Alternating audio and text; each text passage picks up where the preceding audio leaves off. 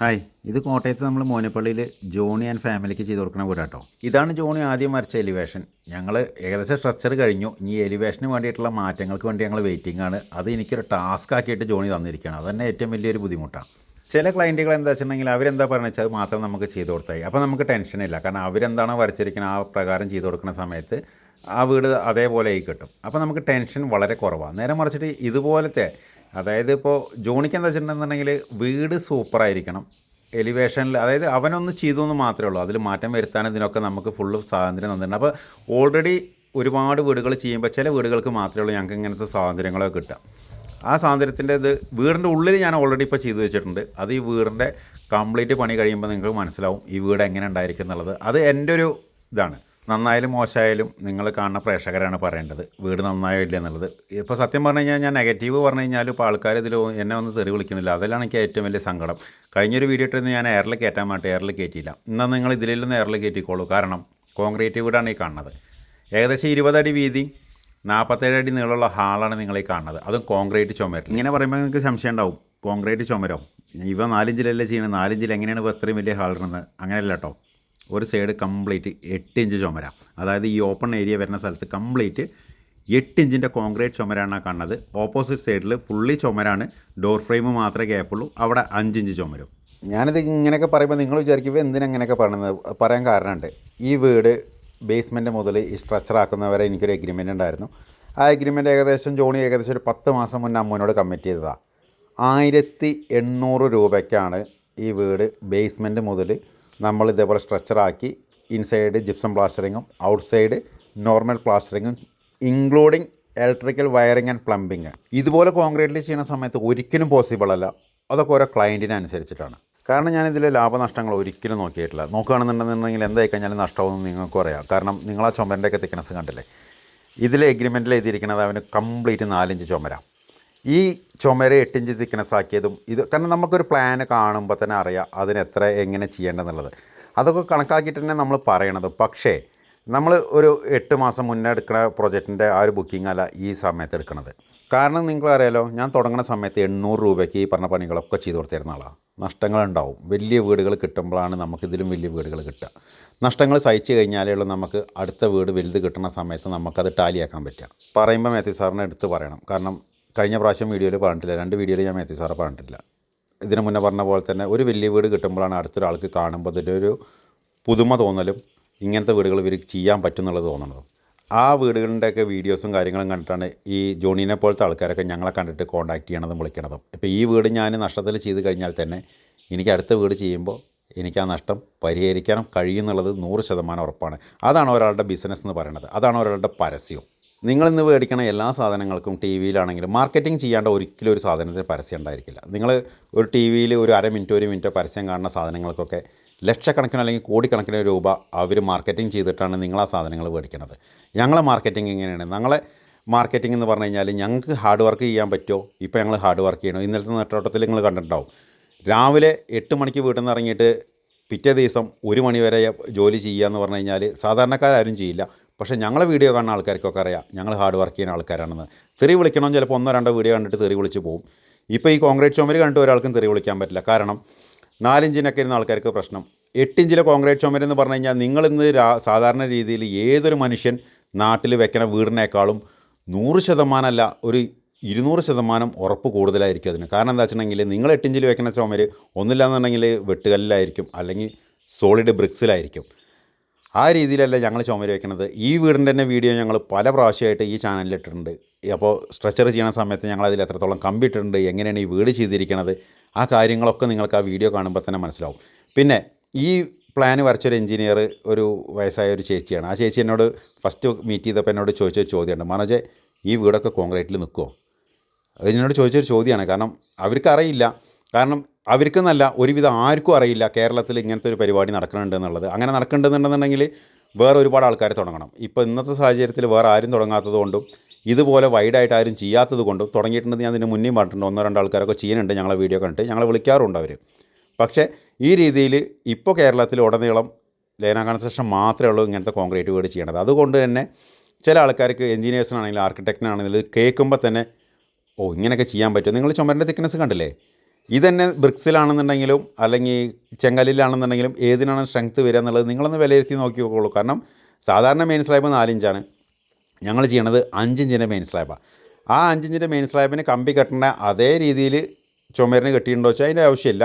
പക്ഷേ എന്നാലും ഈ ചുമരിന് എങ്ങനെ കമ്പി കെട്ടിയിട്ടുണ്ടെന്നുള്ളത് ഞാൻ ഇതിന് മുന്നേ ഈയൊരു പേജിൽ തന്നെ പോയി കഴിഞ്ഞാൽ അല്ലെങ്കിൽ ഈ ഒരു ചാനലിൽ പോയി കഴിഞ്ഞാൽ നിങ്ങൾക്ക് വീഡിയോസ് കാണാം, ചുമരിൽ എത്രത്തോളം കമ്പിയുണ്ട് കാര്യങ്ങളുണ്ടെന്നൊക്കെ.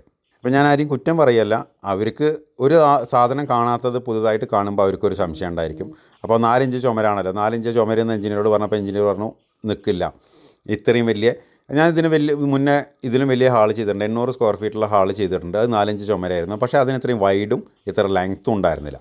പിന്നെ ഒരുപാട് ആൾക്കാരെ സംശയമാണ്, ഇതാ കോൺക്രീറ്റ് ചുമരല്ലേ, ഇലക്ട്രിക്കൽ പോയിൻ്റ് ഒരു പോയിൻ്റ് എടുക്കണമെന്നുണ്ടെങ്കിൽ നമുക്കത് വലിയ പ്രശ്നമല്ലേ. നിങ്ങൾ ഇപ്പോഴും വേറെ ഏതോ ലോകത്താണ് ജീവിക്കണമെന്ന് എനിക്ക് പറയാനുള്ളൂ. ഇപ്പോൾ ഇവിടെ ആസ് പെർ പ്ലാൻ പ്രകാരം, എഞ്ചിനീയർ വരച്ച പ്ലാൻ പ്രകാരം അവിടെയാണ് ബെഡ് സ്വിച്ചും വരേണ്ടത്.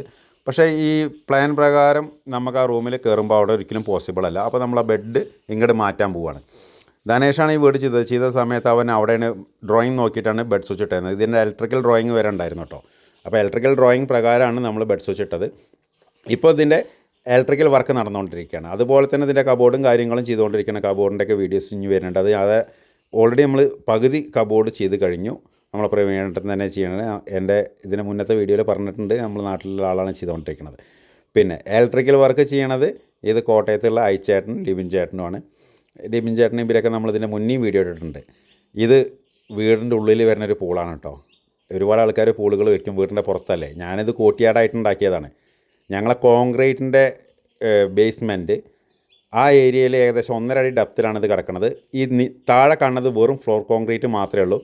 2 ഇഞ്ച് കോൺക്രീറ്റിൻ്റെ മുകളിലാണ്. സാധാരണ ഒരു ടാങ്ക് ഉണ്ടായി കഴിഞ്ഞാൽ ലീക്ക് വരാറുണ്ട്. പക്ഷേ എന്താണെന്നറിയില്ല, ഈ വീടിന് ഫ്ലോർ കോൺക്രീറ്റ് ചെയ്തിട്ടും അവിടെ ഒരു ലീക്കും വന്നില്ല. അത് കാരണം കൊണ്ട് അവിടെ ഫുള്ള് വെള്ളം സ്റ്റോറായി കിടക്കുന്നുണ്ട്. അതായത് ഇപ്പോൾ അവിടെ സ്റ്റെയർ വരുന്ന ഏരിയ കൊണ്ട് ഓപ്പണാണ്.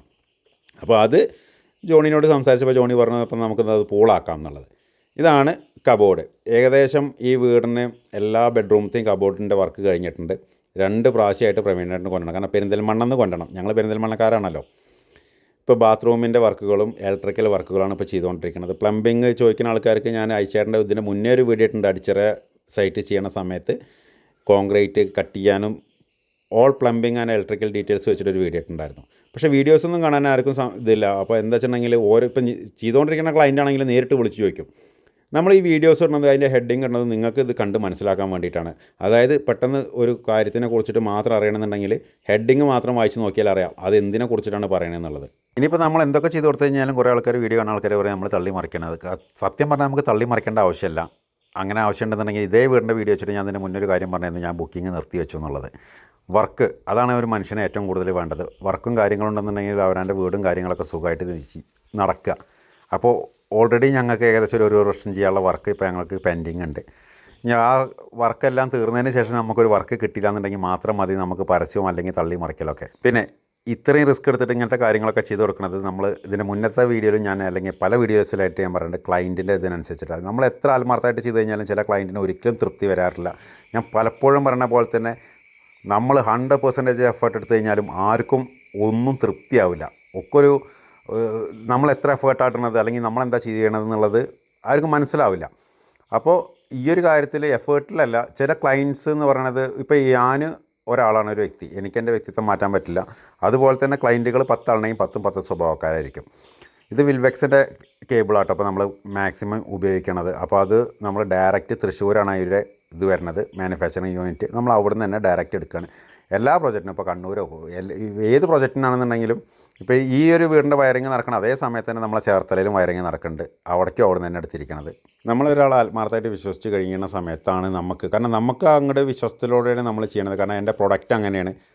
ഈ സാധനം ഇതിന് എന്ത് ഡിഫോൾട്ട് പറ്റിക്കഴിഞ്ഞാലും ആ ക്ലയൻറ്റിനേക്കാളും കൂടുതൽ ബാധിക്കണത് തന്നെയാണ്. മനസ്സിലായില്ലേ? കോൺക്രീറ്റിൽ ചുമര് വയ്ക്കുമ്പോൾ സ്വാഭാവികമായിട്ടും എല്ലാ ആൾക്കാരും നമ്മളൊരു നോട്ടപ്പുള്ളിയാണ്. സാധാരണ രീതിയിൽ വീട് വെക്കുന്ന ആൾക്കാർക്കൊക്കെ നമ്മളൊരു ഇതാണ്, അവർ പറയുമ്പോൾ തന്നെ നെഗറ്റീവ് അടിക്കുന്നതിൻ്റെ മെയിൻ കാരണം അതുതന്നെയാണ്. അപ്പോൾ ഏതൊരു വീട് വയ്ക്കുകയാണെങ്കിലും, ഞാൻ 300 സ്ക്വയർ ഫീറ്റിൻ്റെ വീട് വയ്ക്കുകയാണെങ്കിലും 4000 സ്ക്വയർ ഫീറ്റിൻ്റെ വീട് വയ്ക്കുകയാണെങ്കിലും ഞാൻ അതിലൊരു പാളിച്ച ഇല്ലാണ്ടിരിക്കാനും മാക്സിമം ശ്രദ്ധിക്കാറുണ്ട്. കാരണം എൻ്റെ ഒരു ഒറ്റ പാളിച്ച മതി. ഞാൻ ഈ പറയുന്ന സാധനങ്ങൾ, ഈ ചെയ്യുന്ന സാധനങ്ങളൊക്കെ എയറിൽ വിടുന്ന ആളാണ്.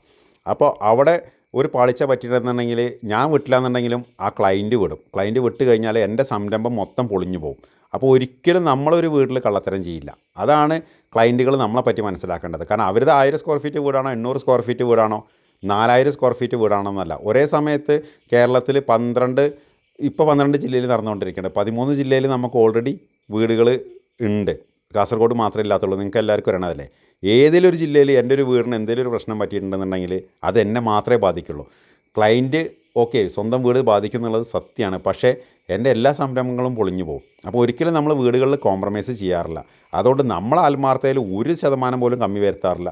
പിന്നെ എല്ലാവരെയും തൃപ്തിപ്പെടുത്താൻ ഒരിക്കലും പറ്റില്ല. ഇനി എത്ര ആത്മാർത്ഥമായിട്ട് ചെയ്ത് കൊടുത്തു കഴിഞ്ഞാൽ ചില ക്ലയൻറ്റിനെ നമ്മൾ ഇഷ്ടപ്പെടാറുമില്ല. അത് നമ്മളതൊന്നും മൈൻഡ് വയ്ക്കാറില്ല. എന്താണ് അഗ്രിമെൻറ്റിൽ എഴുതിയിരിക്കുന്നത് ആ കറക്റ്റ് കാര്യം ചെയ്യും, നമ്മൾ പോരും. പിന്നെ ഇതുപോലത്തെ ജോണിനെ പോലത്തെ റെയർ ക്ലയൻറ്റുകൾ വരും. അവർ പറഞ്ഞ സമയത്ത് നമ്മൾ ലാഭമോ നഷ്ടമോ കാര്യങ്ങളോ ഒന്നും നോക്കാറില്ല. അപ്പോൾ ഇന്ന് ഈ സൈറ്റിൽ തന്നെ ഞാനിപ്പോൾ ഈ കുറച്ച് കാര്യങ്ങൾക്ക്, അതായത് എൻ്റെ എഗ്രിമെൻറ്റ് വർക്കിലില്ലാത്ത കാര്യങ്ങൾക്ക് വേണ്ടിയിട്ടാണ് ഞാനിവിടെ സ്പെൻഡ് ചെയ്യണത്. ഞാനിപ്പോൾ ഇന്ന് ഈ സൈറ്റിലാണ് ഫുള്ള്. ഈ വീടിൻ്റെ ഇൻറ്റീരിയലിനുള്ള ആൾ വന്നിട്ടുണ്ട്. അതിൻ്റെ ഇൻറ്റീരിയലിൻ്റെ കാര്യങ്ങൾ പറഞ്ഞു കൊടുക്കണം. ഞാൻ നേരത്തെ പറഞ്ഞല്ലോ ക്ലയൻറ്റ് നാട്ടിലില്ലാത്തതാണ്. അപ്പോൾ നമ്മളെ ഏൽപ്പിച്ചൊരു ഇത് പോയി കഴിഞ്ഞിട്ടുണ്ടെന്നുണ്ടെങ്കിൽ ഇനി ഈ വീട് ഫുൾ ഫിനിഷ് ആവുന്നവരെ എല്ലാം ഞാൻ തന്നെ അറേഞ്ച് ചെയ്ത് കൊടുക്കും. ഇതിൻ്റെ ടൈൽസ് ആണെന്നുണ്ടെങ്കിലും, അതായത് അവ ഇനിയിപ്പോൾ ഏകദേശം വരെ ഈ വീട്ടിൽ കയറി താമസിക്കാനാണ്. അപ്പോൾ നിങ്ങൾക്കറിയാം ഒരു സ്ട്രക്ചർ ഉണ്ടാക്കിയിട്ട് ബാക്കിയുള്ളതിന് ഒരാൾ, അതായത് നമുക്ക് എഗ്രിമെൻറ്റിൽ അതിലൊന്നും പൈസയൊന്നുമില്ല. പിന്നെ ഇപ്പോൾ പെരിന്തൽമണ്ണയിൽ നിന്ന് പ്രവീണേട്ടൻ വന്നിട്ട് ഇവിടെ കബോർഡ് വർക്ക് ചെയ്തു എന്ന് പറഞ്ഞു. പ്രവീണേട്ടൻ നേരിട്ടിട്ട് അവൻ്റെ കയ്യിൽ നിന്ന് പൈസ മേടിക്കുക ചെയ്തത്. അപ്പോൾ ഈ രീതിയിൽ ചെയ്യുമ്പോഴും നമുക്ക് നമ്മളെ നേതൃത്വത്തിൽ ചെയ്യാൻ തോന്നിക്കണം. എന്താ വെച്ചിട്ടുണ്ടെന്നുണ്ടെങ്കിൽ അവൻ പറയണതാണ്, മനോജേട്ടൻ പറയണ പോലെ ചെയ്യുമെന്ന് പറയുമ്പോഴാണ് നമുക്ക് അതിൽ കിട്ടുന്ന ഒരു കോൺഫിഡൻസ്. അതായത് അവർക്ക് നമ്മളെ ട്രസ്റ്റാണ്, വിശ്വാസം തന്നെ. നമ്മളെ വിശ്വാസമാണ് ഏറ്റവും വലിയ കാര്യം. ആ വിശ്വാസം ഉണ്ടാവുകൊണ്ടാണ്. പിന്നെ എല്ലാ വർക്കുകളും നമ്മൾ പ്രോപ്പർ എഗ്രിമെൻറ്റിൽ എന്താണോ ചെയ്യുന്നത് അതൊക്കെ എഴുതി കൊടുത്തിട്ട് തന്നെയാണ് ചെയ്യുക. പക്ഷേ ഈ ക്ലയൻറ്റിൻ്റെ 100% തൃപ്തിപ്പെടുത്താൻ പറ്റാത്തത് ഞങ്ങളെ കുഴപ്പമല്ല. ഈ സംരംഭം അല്ലെങ്കിൽ ഇങ്ങനത്തെ ഒരു സാധനം ഇവർ ആദ്യമായിട്ട് കാണുന്നുണ്ട്. ഇവർക്ക് പല കൺഫ്യൂഷനും ഉണ്ടാവും. പിന്നെ സാധാരണ ഇന്നത്തെ കാലത്ത് നാട്ടിലെ എല്ലാ ആൾക്കാരും പറ്റിക്കൽസാണ്. അപ്പോൾ അങ്ങനത്തെ ഒരു സംശയമാണ് ഇവരെ മനസ്സിൽ കൂടുതൽ വരുന്നത് കേട്ടോ. അതിൽ ഞാൻ നേരത്തെ പറഞ്ഞ ഒരു പോയിൻ്റ് അവർ ചിന്തിക്കില്ല. കാരണം ഈ സംരംഭത്തിന് എന്തെങ്കിലും പറ്റിക്കഴിഞ്ഞിട്ടുണ്ടെങ്കിൽ അത് എൻ്റെ ഭാവിയാണല്ലോ നശിക്കണം എന്നുള്ളത് ഒരിക്കലും ഈ ക്ലയൻറ്റ് ചിന്തിക്കണില്ല. പിന്നെ ചിലവാവണ പൈസ ആദ്യം പറഞ്ഞിട്ടാണ് ചെയ്യണത്.